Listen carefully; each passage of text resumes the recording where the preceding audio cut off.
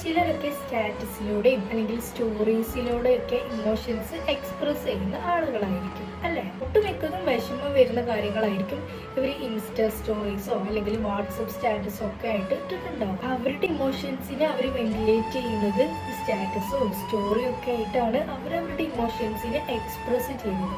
അതുവഴി അവർക്കൊരു റിലാക്സേഷൻ കിട്ടുകയാണെന്നുണ്ടെങ്കിൽ അതൊരു പ്രശ്നമുള്ള കാര്യമാണ്. കാരണം അവിടെ ഒരു നോൺ ജഡ്ജ്മെന്റൽ സ്പേസ് ആണ് അവർ ആഗ്രഹിക്കുന്നത്.